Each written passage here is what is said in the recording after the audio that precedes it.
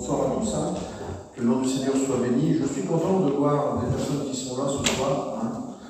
Tu es à la bonne endroit ce soir, alléluia, pour écouter parler de Christ, pour écouter parler de Jésus. Parce qu'ici on parle rien d'autre que Jésus. Je ne veux pas parler de moi, ça ne m'intéresse pas, parce que moi j'ai eu besoin d'un sauveur. Alors je vais parler du sauveur, alléluia.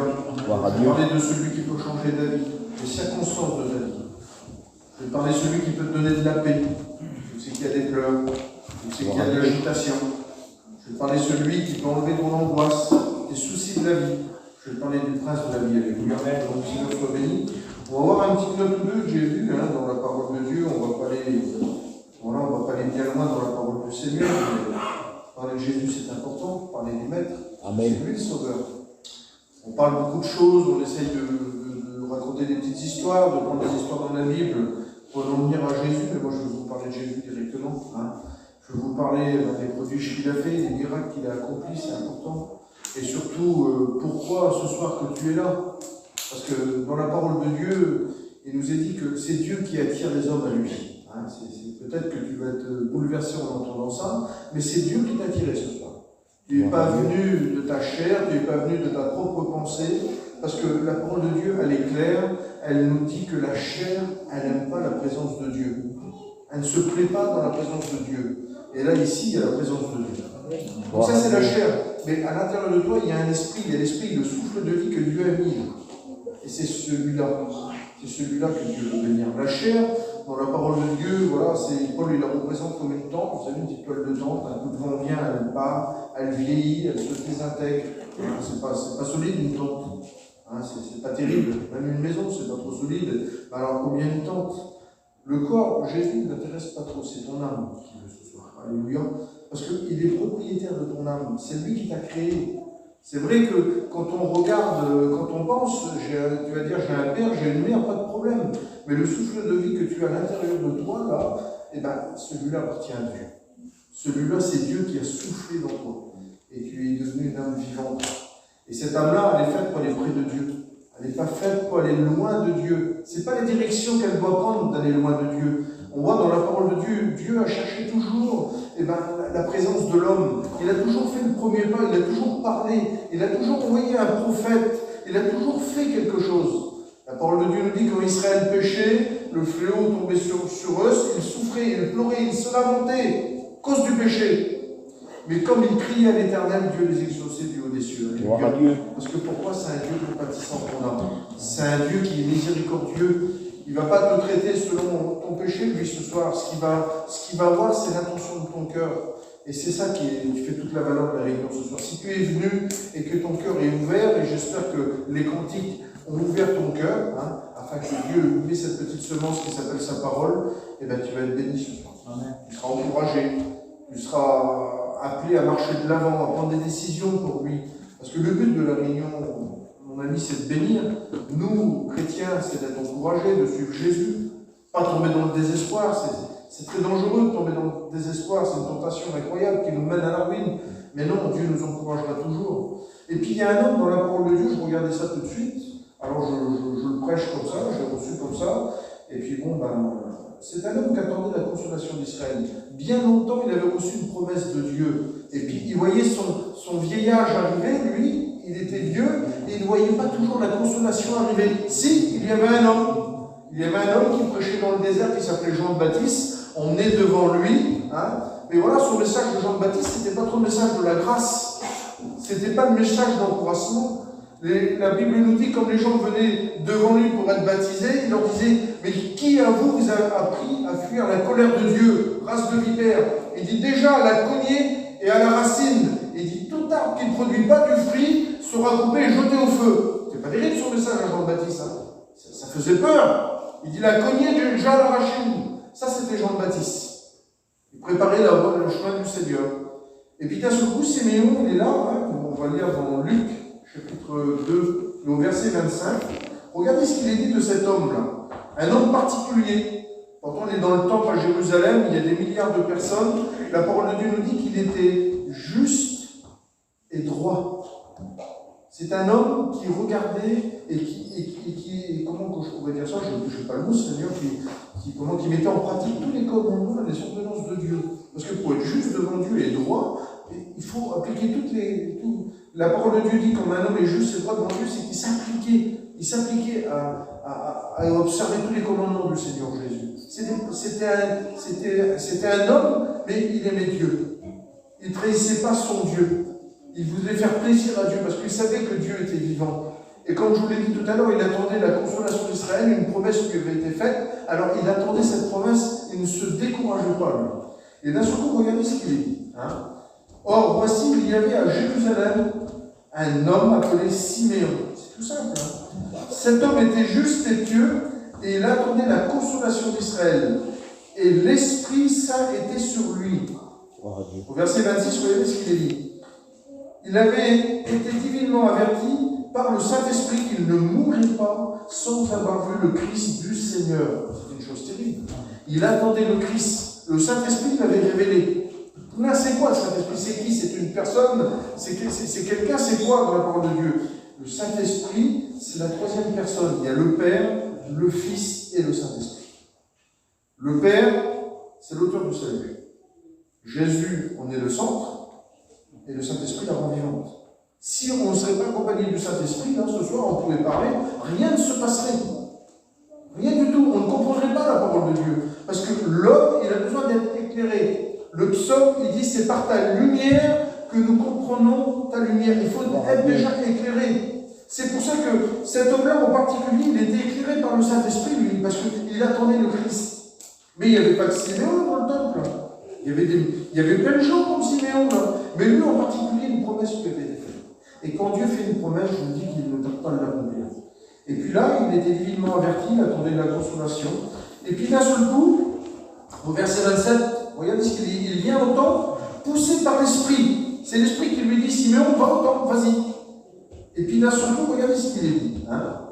Et comme les parents apportaient le petit enfant Jésus, pour accomplir à son égard ce qu'ordonnait la loi, il le reçut dans ses bras, et bénit Dieu et dit, maintenant Seigneur, tu laisses ton serviteur s'en aller en paix, selon ta parole, car mes yeux ont vu le salut, ton salut, le salut que tu as préparé devant tout le peuple.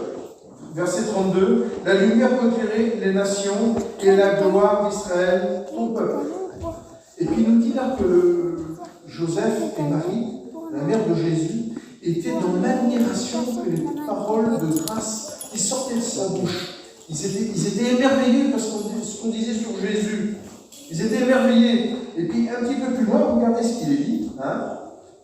Regardez, alors, au verset 51, il est dit ça. Puis il descendit avec eux, avec ses parents. Ils allèrent à Nazareth et il était soumis, ça c'est Jésus. Sa mère gardait toutes ces choses dans son cœur. Et Jésus grandissait en sagesse, en stature et en grâce devant Dieu et devant les hommes. Voilà qui était Jésus. Il grandissait en grâce et en sagesse. Pourquoi? Parce que c'était pas n'importe qui Jésus. C'était pas un petit garçon qui était né n'importe comment. Le Saint-Esprit était venu voir Marie, elle avait été couverte du Saint-Esprit et elle a enfanté un enfant qui s'appelle Jésus. Et puis l'ange lui avait dit, tu l'appelleras Emmanuel. Dieu est avec nous, ça veut dire. C'est une chose inimaginable. Une chose que jamais on n'avait entendu ça. Imaginez-vous la crainte de Marie. Et puis quand elle a entendu les merveilles sur Jésus, elle a dû rentrer en elle-même, mais comme l'ange m'a averti, tout s'est fait. Mais qu'est-ce qui va se passer? C'est une chose inimaginable, mais par contre, l'ange lui avait dit, tu feras attention Marie, parce qu'il y aura une épée qui va te transpercer. Ça va te faire du mal. Ah oui, quand Marie était à la croix, qu'elle a vu son fils, elle a vu Jésus sur la croix, et puis avec ce qu'on lui a fait, elle a été transpercée, de la part du Seigneur. Ça devenait une chose terrible. Et puis lui, Jésus-là, il grandissait en sagesse et en bonté et en grâce devant les hommes. Et puis d'un seul coup, il s'est passé quelque chose inexplicable. Jésus, il est conduit au Jourdain, et puis d'un seul coup, ils entendaient du baptême, les frères qui ne savaient pas, mais voilà, j'avais noté ça là. Et puis d'un seul coup, quand il arrive au Jourdain, Jean-Baptiste, il voit. Vous avez vu, Jean-Baptiste, ce n'était pas un message facile qu'il avait. Ce n'était pas n'importe qui, Jean-Baptiste, mais c'était un homme important. C'était un homme qui préparait le chemin du Seigneur.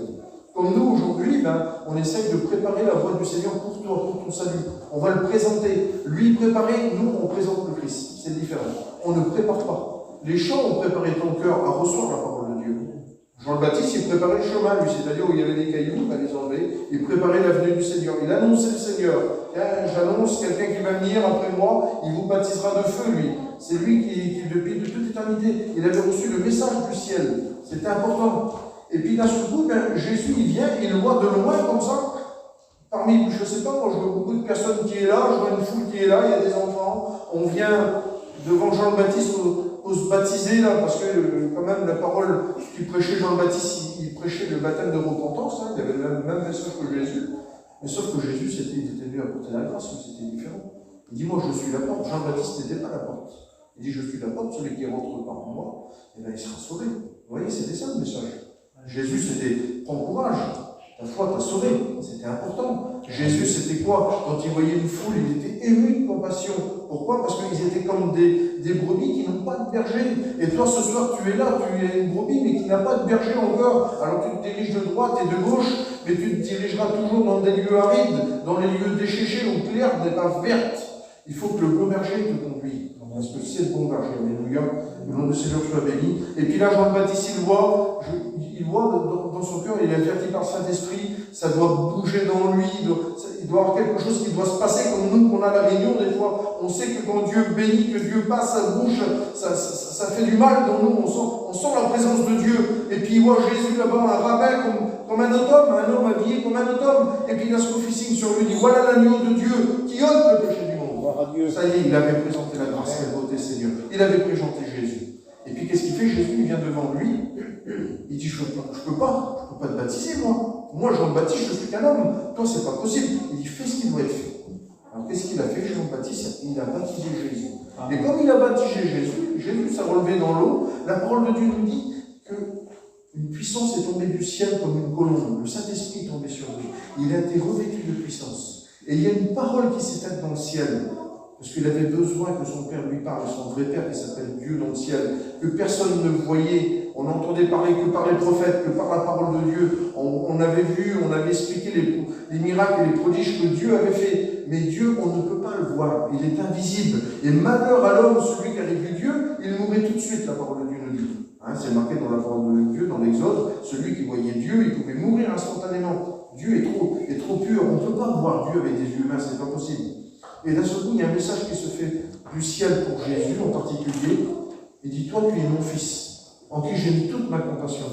C'est-à-dire tout mon amour, vas-y, ça y est, remporte la mission, j'ai misé sur toi. Tu es l'agneau, tu es mon agneau en moi que j'avais préparé avant la fondation du monde. C'est toi qui vas régler le problème d'Israël. C'est toi qui vas venir attirer les brebis perdues. C'est toi qui vas sauver les malades, qui vas chercher celui et celle qui était perdue pour la ramener dans la bergerie. C'est toi. J'ai misé sur toi. Et puis Jésus, la parole de Dieu nous dit, une fois rempli du Saint-Esprit, il va dans le désert, où c'est qu'il est tenté par le diable pendant 40 jours, et puis il ferme la gueule du diable, parce que le diable n'a rien à voir à côté de lui, c'est Jésus, c'est le Fils de Dieu. Il répond simplement, il est écrit, tu adoreras le Seigneur ton Dieu. Et la parole de Dieu nous dit que le diable s'éloigna jusqu'au moment favorable.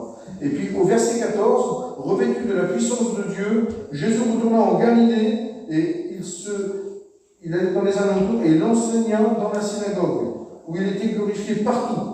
Et au verset 16, écoutez-moi bien, il se rendit à Nazareth, où il avait été élevé selon sa coutume. Et il entra dans la synagogue le jour du sabbat.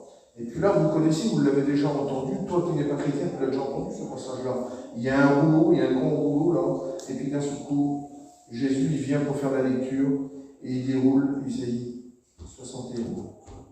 Et puis d'un seul coup, regardez ce qu'il dit. Voilà ce que Jésus a dit. On lui remit le livre du prophète Isaïe, l'ayant déroulé, il trouva l'endroit où il était écrit. Il a pu prendre un autre, Isaïe, il est très long, il y a des milliards de lettres dans la parole d'Isaïe. Il y a plein de prophéties, il avait pu prendre une autre prophétie, mais il a pris celle-ci en particulier. Parce qu'il était venu accomplir la mission de son Père. Il était venu chercher le malheureux. Il était venu bénir le captif. Il était venu rendre la vue aux aveugles. Il était venu pour que le boiteux marche, pour que le sourd entende. Il était venu pour ça, le Seigneur. C'était la lumière pour éclairer les nations, la parole de Dieu nous dit. Et regardez, une fois qu'il a déroulé, il trouva l'endroit où c'était écrit, regardez le verset 18, « L'Esprit du Seigneur est sur moi, Parce qu'il m'a oint pour annoncer une bonne nouvelle à qui? Aux riches, non, aux pauvres. Quelle beauté. Pour annoncer une bonne nouvelle. Celle-ci à Jean-Baptiste était déjà la hache, elle est déjà à la racine et elle va couper. Et puis si tu ne produis pas de fruits, tu seras jeté au feu. Voilà le message de Jean-Baptiste. Mais Jésus, c'est différent. C'était une bonne nouvelle pour les pauvres. Celui qu'on méprisait, celui qu'on ne faisait pas attention, c'est celui-là que Jésus cherchait. Des fois, on est là chez nous, je dis, tiens, les chrétiens ne font pas attention à moi, on ne parle pas. Mais Jésus t'a vu. Jésus ne t'a pas oublié ce soir. Il est là. Amen. Il est venu t'annoncer la bonne nouvelle, qui sera pour toi un sujet de joie ce soir. Alléluia. Et regardez ce qu'il dit. Il m'a envoyé pour guérir ceux qui ont le cœur brisé. Et je me rappelle que j'ai lu un passage dans Isaïe, il dit, Dieu se plaît dans un cœur brisé. C'est quoi un cœur brisé? Et bien, on prend l'exemple, un vase qu'on prend dans les mains, qu'on laisse tomber, il va partir en miettes. Et bien, un cœur qui est brisé, il est comme ça, il est en miettes. Il n'y a plus d'espoir, il n'y a plus de courage, il y a des difficultés, on n'arrive plus à remonter. On ne sait plus comment on va faire pour s'en sortir. On ne se supporte plus dans le foyer avec les enfants, avec le mari des fois, et même avec la famille autour. On est brisé de l'intérieur. Pourquoi? Parce que le monde a brisé ton cœur. Mais Jésus est venu pour réparer les cœurs brisés. Alléluia. Ici, vous savez comment il prend? Il prend dans ses mains, comme il dit dans le prophète Jérémie, il dit, va, descends dans la maison du potier, et il dit, tu vas voir, je vais te montrer un vase. Qu'est-ce qu'il fait? Jérémie, il descend dans la maison du potier, il voit le faiseur de vase, là, le potier, là, il l'a dans ses mains, il ne réussit pas, il casse, c'est pour rien. Et il reprend cette même terre, là, et c'est ce qu'il veut faire, le Seigneur. Ton cœur à toi, il n'est pas bon, parce qu'il n'a pas été changé, transformé. C'est un cœur qui est brisé, il n'est pas bon, on ne peut rien faire. Il est brisé par le péché. Alors, avec ça, on ne peut rien faire du tout. Alors, le Seigneur, il va le prendre dans ses mains, ton cœur, là, et puis il va refaire un autre. Pourquoi? Pour dévancer une bénédiction. Et la bénédiction de Dieu, c'est quoi? C'est le salut. C'est la demeure. Et dit, si quelqu'un entend ma voix, il dit, moi et mon Père, on frappe. Et dit, s'il entend ma voix, mais qu'il ouvre, eh bien, il dit, moi et mon Père, on fera la demeure chez lui, et on soupera avec lui. Elle est pas belle l'invitation, là. Ouais. Quelle beauté, il vient, il frappe à la porte de ton cœur, là, et dit, si quelqu'un entend ma voix, eh bien, laisse entrer Jésus, ou ferme la porte, je ne sais pas, tu as le choix ce soir. Jamais Jésus cassera la porte de ton cœur pour y rentrer. Non, tu ne viendras jamais ta propriété, Jésus. Jésus, il frappe. Jésus, il frappe. Je ne sais pas moi combien de fois qu'il a frappé à ton cœur déjà, mais Seigneur, si c'est ton cœur qui est brisé. Et après, il dit un petit peu plus loin pour proclamer aux captifs la délivrance. C'est compliqué hein, d'être captif. Et tu vas me dire que là, je n'ai pas de lien aux mains, je n'ai pas de lien aux pieds. Et pourtant, on est captifs du monde. Nos pensées sont captées. Quelqu'un qui est captif, c'est quelqu'un qui est capté, c'est quelqu'un qui est emprisonné. Vous savez qu'il y a des gens, bien souvent, ils se font des murs tout seuls. Ils se font des murs tout seuls, ils sont murs tout seuls. Alors, vous savez qu'il faudrait essayer de faire un petit peu des efforts. Ils savent que leur famille est chrétienne, ils savent que Dieu est vivant. Et bien, au lieu de dire, Jésus, viens au secours, casse ce mur-là, je suis captif, je suis en prison. Et bien non, ils montent les murs. Et puis, ben, à force de monter les murs, ils ne peuvent plus en sortir. Il faut que Jésus intervienne. Parce que tu es captif. Et combien de gens sont captifs? Moi, j'étais bien captif par les jeux. J'étais bien captif par plein de choses. Il y a plein de choses qui rendaient mon cœur captif. Et comme Jésus est passé, et bien, comme il est marqué là, pour proclamer aux captifs la délivrance. J'ai été délivré de la part du Seigneur. Des dizaines de fois, je me suis levé à la réunion. Quand je me suis converti, j'ai donné mon cœur à Dieu, j'ai passé par les eaux du baptême. Je vous dis de la part du Seigneur, il y avait souvent des messages. Mon cœur était bouleversé, était brisé, je me levais parce que je voulais être béni. Dieu dévoilait mon cœur, Dieu changeait ma vie, faites à mesure. C'est ce qu'il veut faire comme un vase. Un vase, vous voyez, vous prendre dans ses mains, là, et tous les petits scories qu'il y a, les petits graviers, ben, comme il tourne dans sa main, là, parce que ça tourne, et puis il échappe les petits graviers là. Et puis il en fait un vase utile pour son maître. C'est ce qu'il veut faire de toi, le Seigneur. Si tu n'es pas changé, transformé par la parole de Dieu, et si tu n'es pas l'habitation du Seigneur Jésus, comment veux-tu aller au ciel? Ça serait trop facile. Ça serait trop facile. Déjà, comprenez bien, c'est pas par nos bonnes œuvres qu'on va être sauvé. La parole de Dieu nous dit, elle compte. Il dit, c'est pas par tes œuvres que tu seras sauvé. C'est pas parce que tu es gentil. C'est pas parce que tu aimes tout le monde, non. Tu vas être sauvé pourquoi? Parce que si tu fais un pas pour Dieu et que tu aimes Dieu et que tu laisses Jésus rentrer dans ton cœur et puis que ça devient le maître sur ta vie, alors oui, tu seras sauvé. Tu seras sauvé.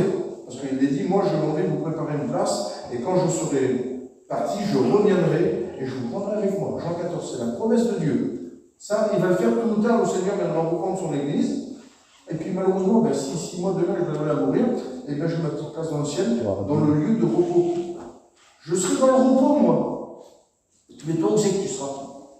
La parole de Dieu nous dit qu'il y a deux endroits au passé d'éternité. Il y a le lieu de repos, le paradis. Le paradis, c'est pas la maison. Hein. Le paradis, c'est quoi? C'est le jardin. Alors c'est merveilleux, vous avez vu, il y a des jardins qui sont merveilleux dans les maisons. Et je peux vous dire que le jardin dans le ciel, il doit être beau, le paradis.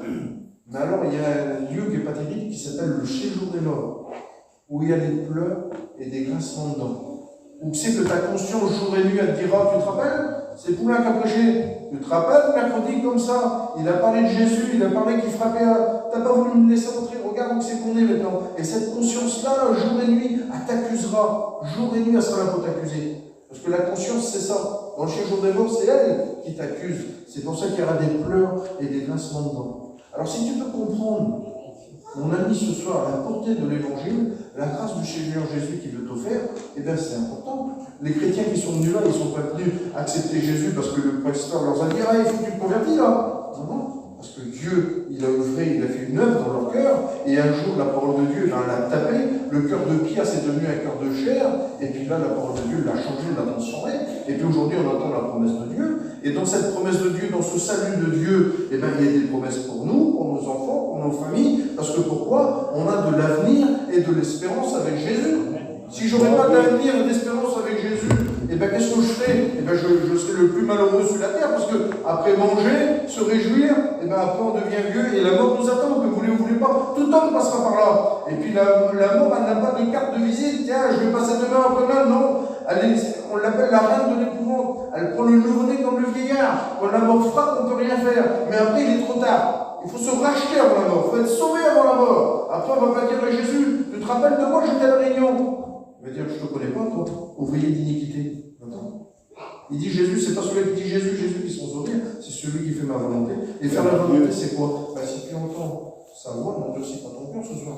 Je ne sais pas, moi. Imagine-toi qu'un homme a monté sur la croix, l'agneau de Dieu qui ôte le péché du monde, sans tache, sans défaut, nous dit la Bible. Parce que si l'ancienne alliance, il fallait des agneaux sans tache, et puis la nouvelle alliance, c'est encore sans défaut. Il faut l'agneau parfait. Et l'agneau parfait, c'était celui que Dieu avait préparé. S'il a voulu qu'il donne son fils, imaginez-vous, je ne sais pas moi. Et je pensais, je roulais tout à l'heure, là, et puis je roulais assez longtemps, j'ai fait 2 heures de route. Et puis je pensais, j'ai goûté les ventilles, comme on dit, et je pensais à l'appel d'un père. L'autre jour, j'étais à la pêche, là, je ne voyais plus mon petit Silas. J'ai appelé Silas, je ne le voyais plus. Et j'ai eu peur. J'ai posé la gauche, j'ai vu chercher mon petit partout. J'ai dit, Seigneur, j'ai combien que moi, tout méchant que je suis, combien que Dieu, avec l'amour de Dieu, combien de fois il t'appelle quand tu vas à la réunion? Des dizaines de fois il t'appelle à la réunion. Mais viens, je t'en prie, viens, il te supplie. Et la parole de Dieu nous dit, il faut que tu ouvres ton cœur. Il faut écouter sa voix. Si vous entendez sa voix, n'endurcis pas votre cœur. J'ai été des dizaines de fois à la réunion, moi. Je n'ai jamais été converti. Ben non, j'écoutais un homme parler, j'écoutais des gens chanter. C'était bien beau pour les voisins, c'était bien beau pour les autres, c'était bien beau pour le malheureux, pour l'affligé, celui qui était en deuil, celui qui avait pas d'espérance, mais pas pour tout le monde. Moi, j'avais 30 ans, j'étais en bon temps, j'étais impeccable. Hein. Moi, je voulais gagner le monde. Mais voilà, un jour, je lis dans la parole de Dieu, ça sert à quoi de gagner le monde si tu perdais ton âme? Ça sert à quoi? Ça sert à quoi de casser les greniers, d'en faire des gros? Si c'est un autre qui va en profiter. Ah non, mon grenier, moi, il est ancien, maintenant j'ai compris tout ça. J'ai compris quand mes copains ils sont convertis, là, que c'est pas un homme qui les a changés, transformés comme ça. Il y en avait qui se droguaient, ils se droguaient plus, il y en avait qui c'était des menteurs comme il n'y avait pas. Je les ai vus changer, transformés. Moi qui voulais les accuser, je les ai regardés, et je dis comme ça, comme ils vont me dire quelque chose, parce que j'étais capable de leur dire. Et bien j'ai vu que la paix et le bonheur qu'ils avaient. Et moi je n'avais pas ça. Ils m'ont appelé à la réunion, je suis venu, j'ai écouté la parole de Dieu. Et j'ai dit, j'étais dans le fond, comme ça, c'était une réunion de prière. J'ai dit, Seigneur, si tu es vivant, et bien moi je veux la paix qu'ils ont eue. Et ça n'a pas montré sans ans. Demain, j'ai été brisé dans mon petit camion, je me rappelle tout le temps de ma vie tous les jours. Il était 8 h du matin, j'avais écouté un petit cantique, je ne sais pas pourquoi, 8 h du matin, je ne faisais jamais de cantique, moi. Et mes petites cousines m'avaient fait un dix, vous savez que Dieu prépare les œuvres d'avance. Comme toi, ce soir, j'ai préparé une œuvre d'avance, tu es là. Et bien, le petit cantique, là, je l'ai mis, et ça l'a brisé mon cœur. J'ai pleuré, je ne sais pas, il y a un poids qui est parti de ce camion, là, j'étais tout seul, moi et Dieu, le poids est parti. Je vous dis de la part du Seigneur, je suis revenu chez moi, je voyais mon petit foyer, je le voyais plus pareil, je voyais mes petites, je le voyais plus pareil. La nature, je le trouvais changer. Je dis, Seigneur, quel temps j'ai perdu. Mes petits, je ne les ai pas vus grandir. Je regarde Anissa, je lui faisais à elle. J'ai cloîtré des 8-10 mois partis. Regarde-moi ça. Ben, après, Dieu a changé ma vie. Après, ça a été quoi? Ben, je me laissais conduire par Jésus. C'était les réunions, c'était les missions, c'était les copains, c'était bien, j'avais la paix dans mon cœur. Et puis, j'ai toujours du pain sur ma table. Dieu prend soin de moi. C'est ça, Dieu. Il dit, si tu entends ma voix, n'endurcis pas ton cœur. Il dit, je t'attirerai avec des cordages d'amour. Alors je ne sais pas, écoutez, je vais lire un passage dans la parole de Dieu et après on va prier le Seigneur. Je l'ai marqué ici, enfin il est ici, il est marqué ici. Regardez ce qu'il est dit. On va lire la parole de Dieu. Il y avait une femme en particulier, c'est important, hein, je l'ai noté tout à l'heure, je vais la retrouver. Ça n'est pas parti, mais on ne toujours pas. Parce que on peut venir à la réunion, on peut frôler Jésus, on peut être bousculé par Jésus, mais on ne peut pas être sauvé. Et il y a une femme dans la parole de Dieu, je lisais ça tout de suite sur ma chaise là, c'est la femme malade. La parole de Dieu nous dit qu'elle était malade depuis 12 ans. C'était une femme qui avait dépensé tous ses biens. Écoutez bien l'histoire, comment ça s'est passé. Elle avait dépensé tous ses biens dans les médecins, et puis au lieu de s'arranger, elle s'étirait. Elle allait à la mort, nous dit la parole de Dieu. Et puis d'un seul coup, qu'est-ce qui se passe? Jésus passe avec une grande foule. Il y a une foule qui est là. Il y a des milliards de personnes qui sont là, et puis il est bousculé à droite à gauche, Jésus il est là. Et puis elle voit Jésus. Elle entend du moins son nom, je ne sais pas, dans la foule, elle entend qui c'est? C'est Jésus qui passe. Tu sais, le rabbin de Nazareth, là, Jésus, celui qui fait des miracles, des prodiges, celui qui guérit les maladies, celui qui a ressuscité, celui qui a fait marcher l'aveugle, qui a fait marcher le boiteux, qui a fait voir l'aveugle. Ah bon? Et puis elle, dans son cœur, elle dit, si je pouvais toucher Jésus, peut-être qu'il va me guérir à moi. Et quand je regardais l'histoire, là, la parole de Dieu nous dit, elle va, elle essaie de se faire un petit chemin, je ne sais pas moi, et elle touche Jésus par derrière.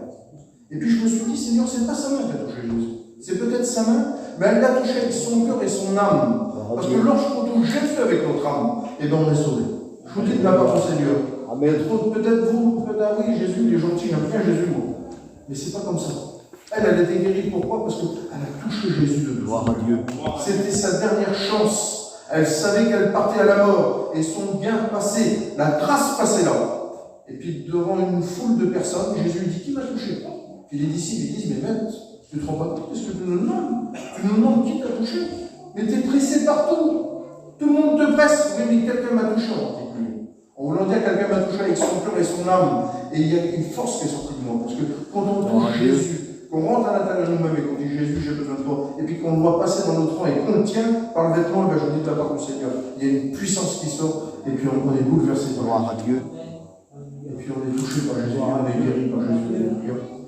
Alors c'est vrai, sa maladie a été guérie, mais elle est repartie sauvée. Parce que Jésus, c'est comme ça, son message, c'était plus aussi dire, va, tes péchés sont pardonnés. Pourtant, il guérissait. Il était dans une maison, vous connaissez, un paralytique était là, par 4 hommes, là. Ils ont monté par les escaliers, le plat, ils ont sur le toit, ils ont découvert le toit, ils ont fait une entrée, ils l'ont posé au pied de Jésus. Il y avait le monde religieux qui était là, il y avait des gens qui étaient là en train de regarder, et puis d'un coup, il a dit, lève-toi. Quand on y marche, va-t'en. Ta foi t'a sauvé. Et puis les disciples, les gens, ils étaient là de la religion, mais tu n'as pas le droit de dire ça. Tu n'as pas le droit de dire que ses péchés sont pardonnés. Et lui, il a dit, pour moi, c'est plus facile de le sauver que de guérir, de dire il est guéri. Il est reparti guéri, mais c'est sauvé. Jésus veut sauver. Il veut sauver, parce qu'il dit, il dit dans Luc 19, 10, il dit, je suis venu chercher, sauver celui qui était perdu. Amen. Il vient te chercher ce soir. Alléluia. N'oublie pas, parce que s'il est monté sur la croix, tu vois, la croix, c'est pas pour ceux-là qui sont morts, excuse-moi, hein, je veux pas, mais c'est pour les vivants, c'est un rappel, la croix. Quand tu vas dans un cimetière, la croix, c'est pas pour ceux-là qui sont dans la tombe, malheureusement, c'est pour celui qui vient. Mais sur la croix, il y a un fait qui s'est passé. Et ce fait, c'est Jésus qui est mort pour toi. Amen. La domination qui était sur ton épaule à toi, lui, il l'a pris, si tu veux l'accepter. Sinon, au mieux d'accepter la grâce du Seigneur, tu passeras par la colère. Parce que la parole de Dieu nous dit, quand on pêche, on est jugeable, on est condamnable. Et quand on est jugeable et condamnable, la parole de Dieu nous dit que c'est la mort qui est favori. Mais quand Jésus vient toucher une vie et qu'on prend la décision de suivre Jésus, il dit, moi, j'ai payé pour lui. Mes mains ont été transpercées pour lui. Mon sang a coulé sur sa vie. Il regarde, il marche en vêtements blancs. Aucune condamnation. La parole de Dieu, elle est claire. Aucune condamnation pour celui qui est en Jésus-Christ. Alors regarde pas ce que tu as fait hier, regarde à Jésus aujourd'hui, Jésus obtiendra ta route. Il dit toutes choses sont passées et tout redevient nouveau. S'il a voulu que je redonne tout ce que j'ai escroqué à tout le monde, mais je ne m'aurais jamais converti moi. Et bien Jésus a dit, tu entends ma voix? Oui, et bien aujourd'hui je te fais enfant de Dieu, parce que tu as le pouvoir de devenir enfant de Dieu. Dieu. Alléluia. Alors je ne sais pas moi l'invitation ce soir, je vais te le dire comme ça, c'est pas moi qui l'a dit, mais c'est Jésus. Moi je suis une personne qui prêche la parole de Dieu, qui a eu besoin de la grâce du Seigneur, comme mes copains qui sont là, mais nous on appelle les gens à la repentance. Alors toi qui n'es pas chrétien encore ce soir, eh bien, je voudrais que tu baisses ta tête, et puis je ne sais pas, moi, avec les paroles, il est venu chercher et te sauver. C'est pas ton argent qui va te sauver, c'est pas ton radio, c'est pas ta caravane, c'est pas ton bon caractère, c'est pas ta manière de penser, c'est pas parce que tu es méchant ou gentil, non. Ce qui sauve, c'est le sang de Jésus qui nous purifie de tout péché. Alléluia. Parce que le sang de Jésus nous purifie de tout péché. Et puis je sais pas, moi, tu as peut-être un nuage noir sur ta vie, là, et puis si tu acceptes Jésus, ben, c'est bien comme il dit, il y a eu un soir peut-être sur ta vie, mais il y a eu un matin aussi que Dieu bénit. Amen. Il y a un matin aussi qui met la lumière, il y a un matin aussi que tu auras la paix dans ton foyer, ou c'est que tu auras de la joie dans ton foyer. Parce que je te le dis, que tu veux ou tu veux pas, on est tous pareils. Quelqu'un qui n'a pas Jésus dans son cœur, quelqu'un qui n'a pas Jésus dans son foyer, c'est un foyer triste, c'est un foyer malheureux, c'est un foyer qui vit dans... Voilà, on peut peut-être un petit peu de plaisir dans le monde, mais la paix que Jésus donne, ça n'a rien à voir avec le monde, c'est la vraie paix. Il dit, je vous laisse ma paix et je vous la donne. Et bien quand on appartient à Jésus, c'est une vie qui est réussie dans la vie par le Seigneur. Parce que pourquoi? Je suis un candidat du ciel. Vous savez, l'homme, il m'a dit, il y a deux candidats ce soir dans la salle. Celui qui accepte le Seigneur Jésus, il dit, tu ne pourras rien faire. Il dit, devant Dieu, il dit, voilà ce qu'il a fait. Il y avait une grande croix en bois devant là. Il dit, tu vois, la croix, c'est le signe. Ça, c'est sa parole. Et l'homme, il avait dit, moi, je t'ai appelé, mais quand tu vas être devant Jésus, comment tu vas faire? Tu n'as pas d'avocat. Ben, je me levais, j'ai dit, non, mon frère. Je ne veux pas être contre Jésus, je veux être avec Jésus. Amen. Je ne veux pas être un candidat d'enfer, moi. Il dit, mon frère, si tu acceptes Jésus, tu es un sauvé aujourd'hui. Tout de suite, il m'a dit l'homme. Il dit, tu seras sauvé, tu marches en nouveauté de vie. Mais il dit, si tu n'acceptes pas Jésus, tu seras un candidat pour l'enfer, c'est ça pour le lieu. Ben, j'ai bien prié pour moi, enfin, l'homme, il est venu, il a prié pour moi. J'étais un cavaillon. Gloire à Dieu. Et bien, il peut faire pour toi ce soir. Amen. On va se mettre ensemble pour que le Seigneur. Amen.